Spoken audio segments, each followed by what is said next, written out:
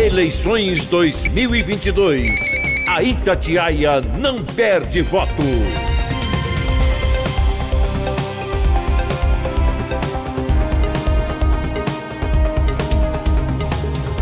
Falar um pouquinho de política, candidato.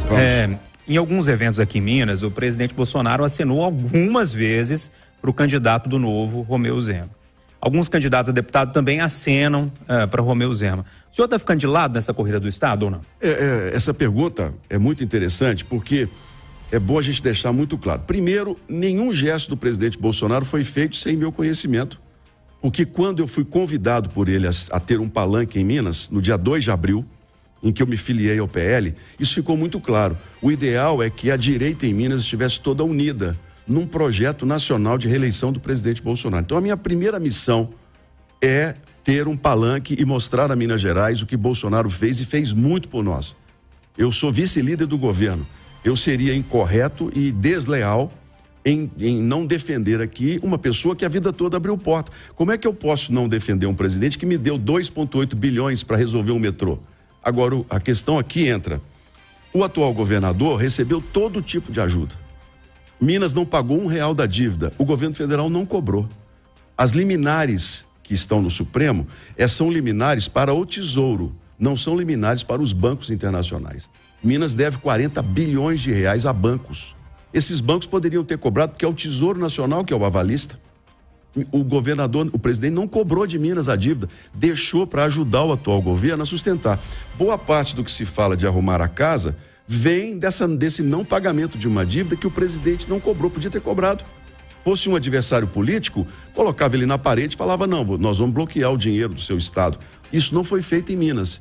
Só que quando nós entramos do ano passado para cá, no projeto de reeleição, o atual governador traiu o presidente, deu as costas.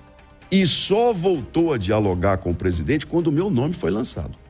Quando eu saí candidato, que eles perceberam que Bolsonaro estaria no jogo político em Minas, aí sim o Partido Novo começou a buscar novamente o presidente.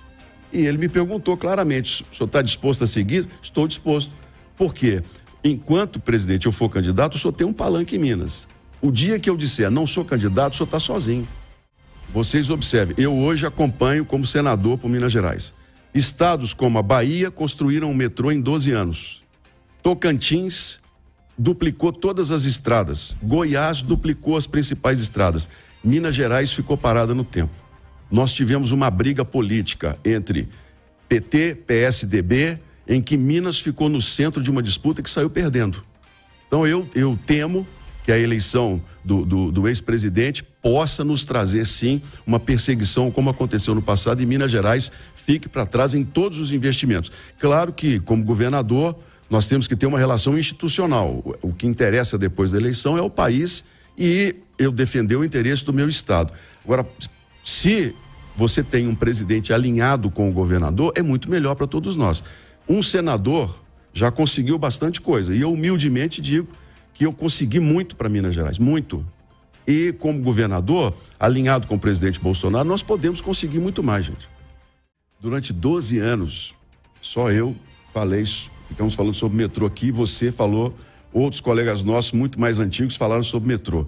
Quando eu fui para o Senado, todo mundo dizia assim, não tem solução. Quando eu começava a falar, eu vou resolver o problema do metrô, eu recebia ligações assim, não entra nisso, você vai se queimar. O metrô de Belo Horizonte está resolvido o problema dele. Tem 2,8 bilhões de reais que eu consegui com o presidente da República. Quando nós fizemos um estudo sobre a CBTU, que a CBTU é uma empresa estatal.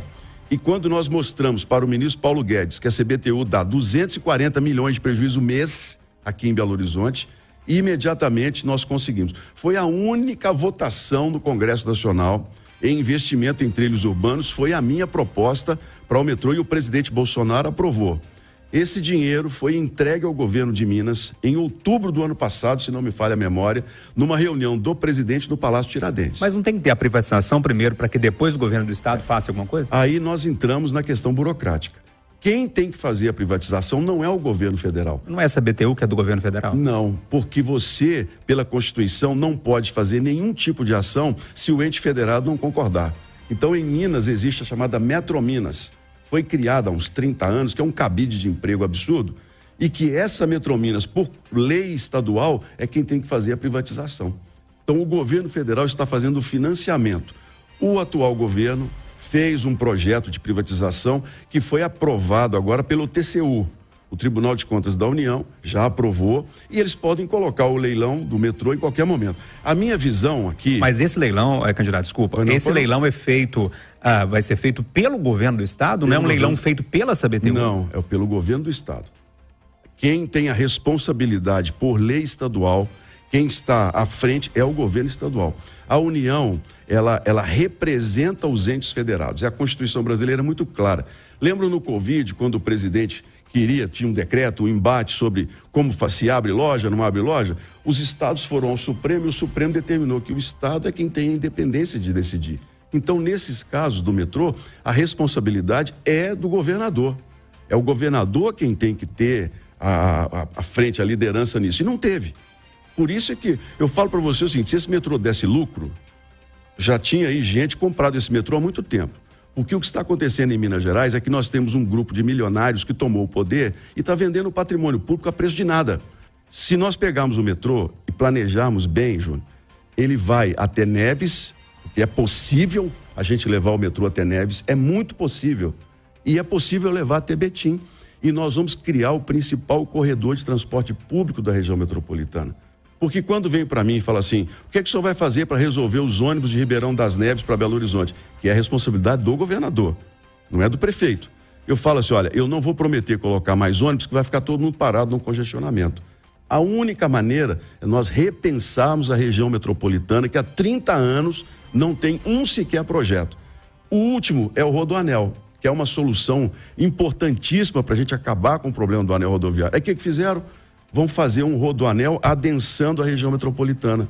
Nós vamos tornar o trânsito muito pior do que é hoje, num projeto que nos daria a oportunidade de reorganizar toda a região metropolitana de Belo Horizonte.